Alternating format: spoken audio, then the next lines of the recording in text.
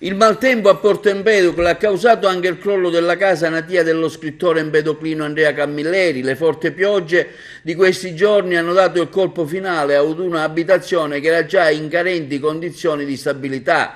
Doveva essere il comune di Porto Empedocle, come annunciato nel 2013 ai tempi in cui era sindaco Lillo Firetto, a salvare la casa in cui visse da bambino Andrea Camilleri. Una vasta dimora del Settecento ridotta a un rudere doveva diventare la sede di una fondazione intitolata allo scrittore di Vicata, come Camilleri chiama Porto Empedocle nei suoi libri.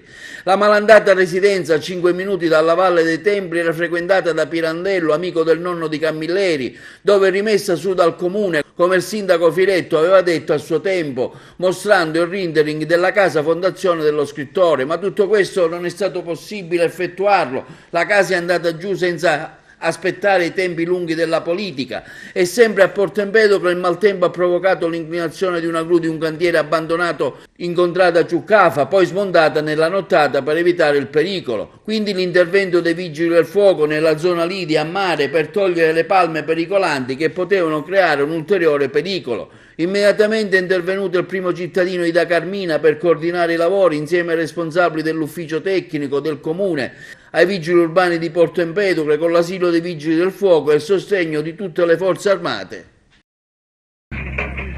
Buonasera a tutti, siamo qui perché purtroppo è collassata su se stessa la casa natale di Andrea Camilleri. Siamo qui con l'ufficio tecnico, la polizia, tanti cittadini, perché evidentemente è crollata sulla strada di accesso alle loro case. Per ora passiamo da un'emergenza all'altra, da un danno a un altro.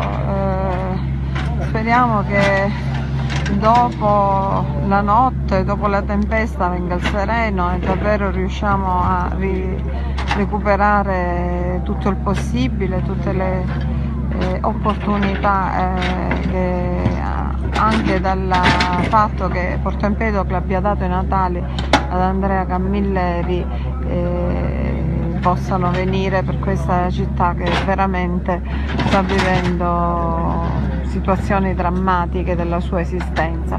Noi cerchiamo coraggiosamente di andare avanti e di tenere fermo il timone nonostante appunto le tempeste. Siamo qui, ci siamo sempre, non molliamo, andiamo avanti e difendiamo questo paese con le unghie e con i denti, davvero con le unghie e con i denti, perché ha bisogno della vicinanza di tutti, empedoclini che stanno a Porto Empedocle e anche di quelli lontani.